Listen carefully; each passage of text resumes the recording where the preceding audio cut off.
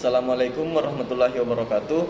Perkenalkan, nama saya Alam Burhanuddin dengan NIM 200301501013, kelas PJKRC. Baik, pada kesempatan kali ini saya akan membawakan materi tentang metode latihan dan transfer keterampilan.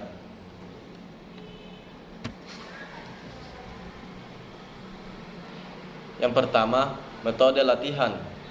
1. Hakikat metode latihan: memproses belajar mengajar ketepatan penggunaan metode merupakan salah satu faktor penentu pencapaian tujuan Surakmat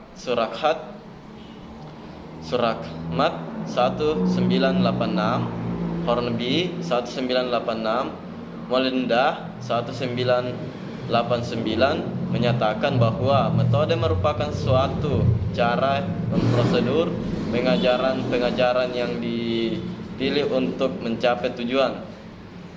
Superman 1987 menjelaskan bahwa metode adalah suatu cara yang digunakan untuk menyajikan isi pelajaran kepada siswa untuk mencapai tujuan. Yang kedua, metode latihan bagian. Metode latihan bagian adalah salah satu cara pengorganisasian bahan pelajaran dengan menitik beratkan pada menyajikan elemen-elemen dari bahan pelajaran. Menurut Singer 1980, metode bagian adalah suatu cara latihan yang bertitik tolak dari pandangan bahwa suatu latihan dapat diberikan menurut bagian-bagiannya. Tahap-tahap latihan sebenarnya seharusnya dipermudah dan dibagi pola belajar motorik. Bagian per bagian merupakan modifikasi dari teori belajar stimulus respons atau behavior elementaristik. Singer 1980, anak siswa belajar keterampilan motorik tidak dilakukan dalam bentuk keseluruhan, tetapi dipelajari bagian per bagian, mulai dari yang termudah sampai yang tersulit.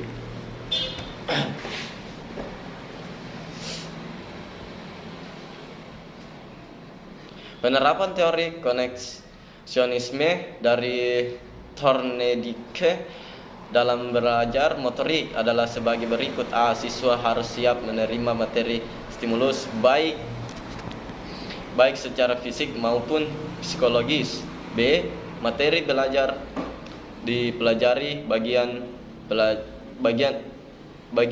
bagian dan dilakukan dalam kondisi yang menyenangkan. C. Untuk memperkuat koneksi, siswa diberi penguatan berupa pengetahuan tentang penampilan dan pengetahuan tentang hasil, terutama ditekankan pada pengetahuan yang menyenangkan.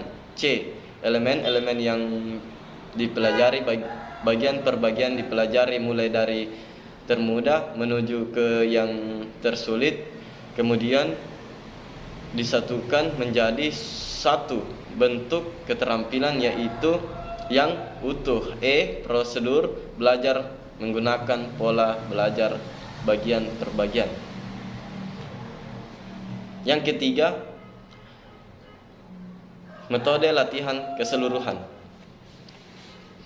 Metode latihan keseluruhan adalah metode yang menitik beratkan pada keutuhan dari bahan pelajaran yang ingin disampaikan. Metode keseluruhan mengenalkan teori Gestalt. Menurut Chauhan 1978, belajar yang mengacu pada teori Gestalt adalah belajar dengan melihat pola organisasi pada pola dan organisasi. bagian-bagian ke dalam suatu keseluruhan yang berada di dalam suatu situasi permasalahan. Selain itu, dapat mengamati stimuli dalam keseluruhan yang terorganisasi, bukan dalam bagian-bagian yang terpisah. Bagian yang dipelajari hanya bermakna dalam rangka keseluruhan. Menurut Singer 1980, Lautan 1988, metode keseluruhan adalah lebih menguntungkan bila kegiatan itu lebih sederhana dan tersusun dengan baik. Menurut Bowser dan Hickleheimer 1981, pola pengamatan metode keseluruhan selalu tertuju pada keadaan sederhana, keadaan seimbang, keadaan yang stabil, dan segala kejadian mempunyai tujuan. Yang keempat, Methode praktike. Pengaturan giliran dalam latihan merupakan salah satu faktor yang penting. Hal ini menyangkut peningkatan penguasaan gerakan dengan pengaturan yang baik dan tepat, maka dimungkinkan siswa atau atlet akan lebih mudah meningkatkan keterampilan yang telah dimiliki.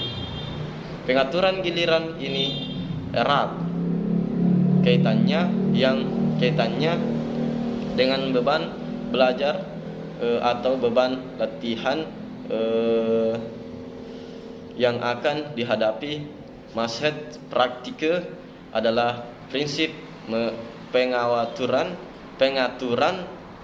giliran dalam latihan di mana atlet harus melakukan gerakan secara terus-menerus tanpa diselingi istirahat.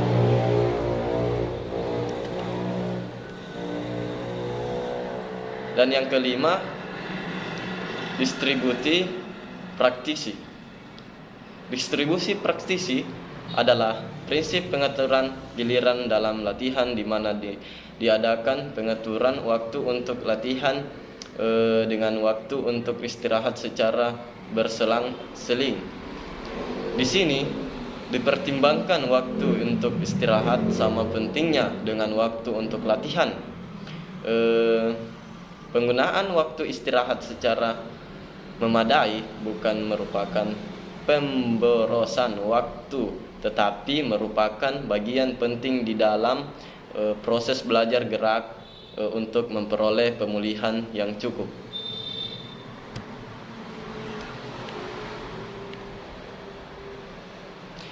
Yang keenam, latihan mental.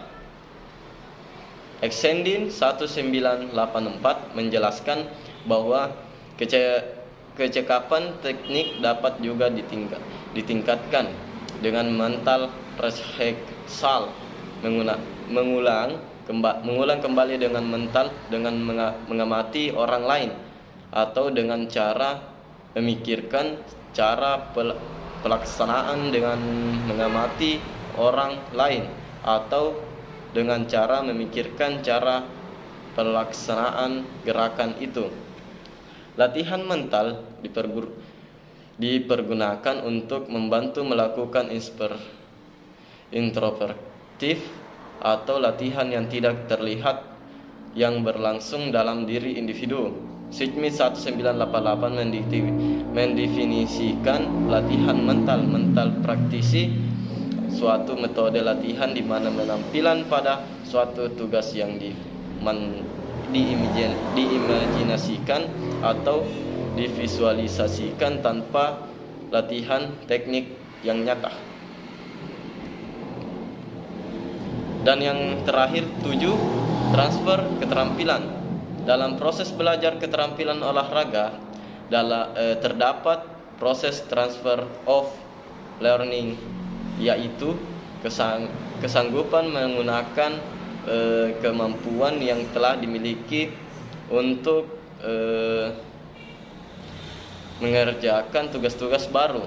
Smith 1988. menjelaskan keterampilan-keterampilan motorik yang telah dikuasai dapat digunakan untuk memperlancar pembelajaran keterampilan motorik yang baru, meskipun keterampilan tersebut